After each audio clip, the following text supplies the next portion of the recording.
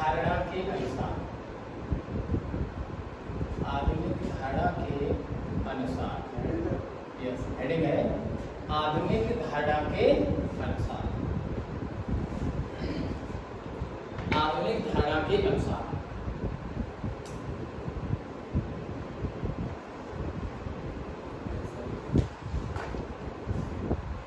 ठीक है, यानी परमाणु डेफिनेशन क्या कहलाती है बेटा? तत्व का वह छोटे से छोटा अविभाज्य कण जो किसी भी रासायनिक अभिक्रिया में भाग ले सकता है और उसमें उस तत्व के सभी गुण विद्यमान होते हैं, परमाणु कहलाता है। अब नेक्स्ट हेडिंग है आधुनिक धारणा के अनुसार। हेडिंग डाली, इंटरेड कॉमा लगाइए। अब आधुनिक धारणा क्या है? सुनिए, आधुनिक धारणा का मतलब ये होता है कि ये आधुनिक धारणा के अनुसार तत्व हमारा जो है स्वतंत्र अवस्था में रह भी सकता है और नहीं भी रह सकता है। तो बोलेंगे तत्व का वह छोटे से छोटा अविभाज्य कण जो किसी भी रासायनिक अभिक्रिया में भाग ले सकता है और उसमें उस तत्व के सभी गुण विद्यमान रहते हैं तथा वह स्वतंत्र अवस्था में भी रह सकता है और नहीं भी, क्या कहलाता है? परमाणु कहलाता है। जैसे बोल सकते हैं हम सोडियम है, मैग्नीशियम है, आयरन है, ठीक है ना। तो लिखिए बेटा इसको, तत्व का वह छोटे से छोटा, तत्व का वह छोटे से छोटा कण, तत्व का वह छोटे से छोटा कण जो किसी भी रासायनिक अभिक्रिया में भाग ले सकता है, भाग ले सकता है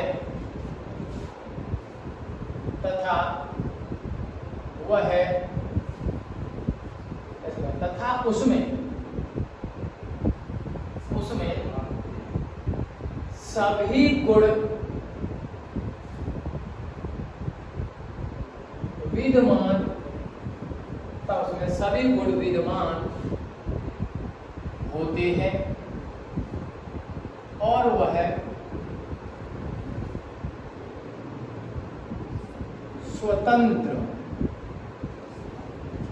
स्वतंत्र अवस्था में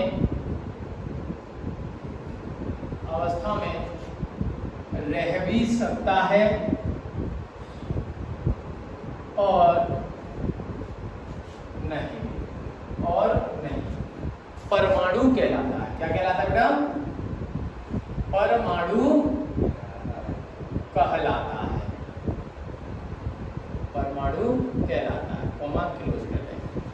यानी जो हमारी हेडिंग है परमाणु की, वो ये कहती है तत्व का वह छोटे से छोटा अविभाज्य कण जो किसी भी रासायनिक अभिक्रिया में भाग ले सकता है, ठीक है ना, किसी भी रासायनिक अभिक्रिया में भाग ले सकता है और उसमें उस तत्व के सभी गुण विद्यमान होते हैं, परमाणु कहलाता है।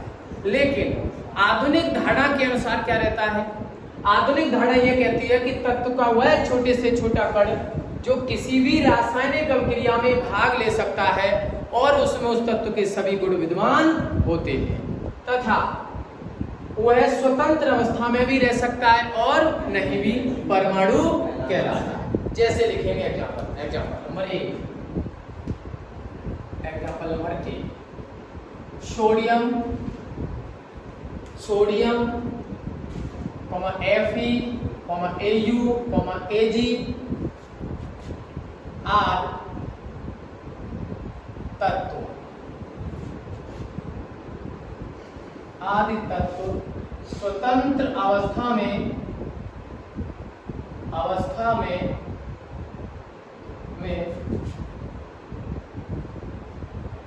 रह सकते हैं, आदि तत्व स्वतंत्र अवस्था में रह सकते हैं। नंबर 2, दूसरा H, N, O आदि तत्व स्वतंत्र अवस्था में नहीं रह सकते,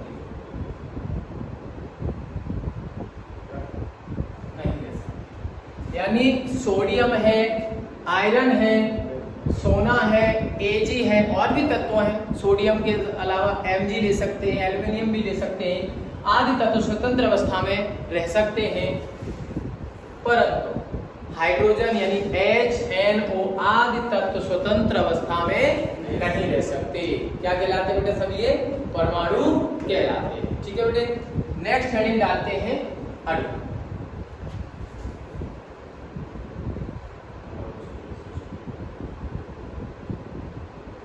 मॉलिक्यूल, इसको इंग्लिश में कहते हैं मॉलिक्यूल। अब तत्व को देखते हैं। ओके, आगे चलें। ठीक है, देखिए अणु क्या है। पहले एक बार इसका रिवीजन करते हैं, फिर से शुरू कर लेते हैं। देखिए परमाणु यानी वैज्ञानिक जॉन डाल्टन के अनुसार 1808 में उन्होंने जो थ्योरी दी थी उसमें 1808 में बोला जॉन डाल्टन ने कि तत्व का वह छोटे से छोटा अविभाज्य कण जो किसी भी रासायनिक अभिक्रिया में भाग ले सकता है, जो किसी भी रासायनिक अभिक्रिया में भाग ले सकता है और उसमें उस तत्व के सभी गुण विद्यमान रहते हैं। ठीक है, पाए जाते हैं या विद्यमान रहते हैं, परमाणु कहलाता है। क्या कहलाता है?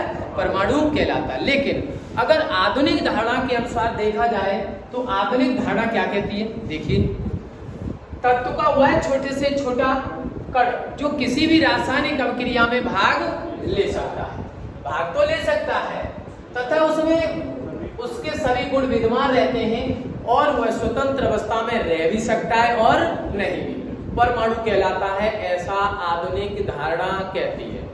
जैसे सोडियम है, आयरन है, सोना है, सिल्वर बोले तो Ag आदि ये तत्व स्वतंत्र अवस्था में रह सकते हैं।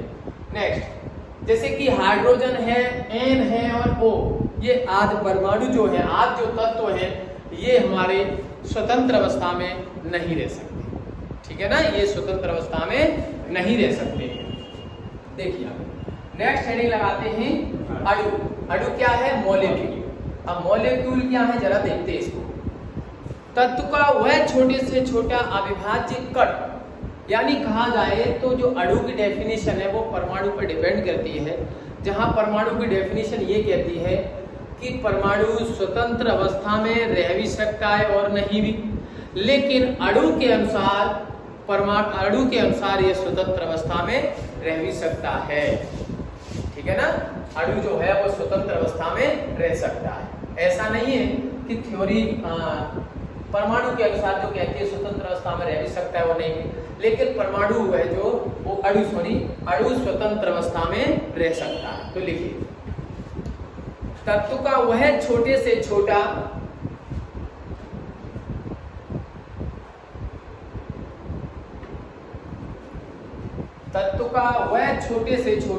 लिख दे बेटे, तत्व का वह छोटे से छोटा कण, तत्व का वह छोटे से छोटा कण जो स्वतंत्र अवस्था में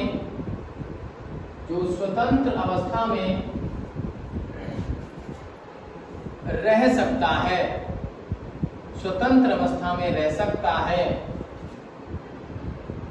और उसमें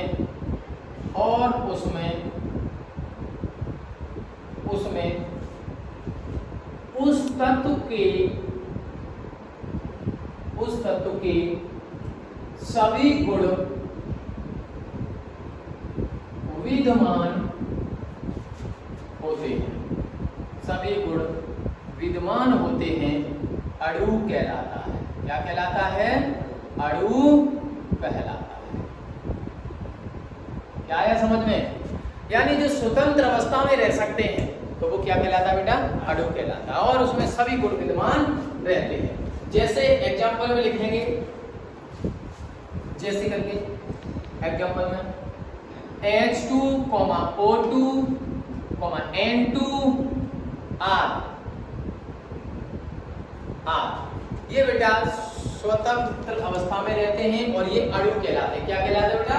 अणु कहलाते हैं। ठीक है, ये अणु की अवस्था में रह सकते हैं, यानी स्वतंत्र अवस्था में रह सकते हैं। H2O2 N2 आदि जो तत्व हैं वो सभी के सभी स्वतंत्र अवस्था में, आदि तत्व स्वतंत्र अवस्था में रह सकते हैं, क्या कहलाता है बेटा? अणु कहलाता है। ठीक है ना, अणु कहलाता है, अणु कहलाता है, नोट कर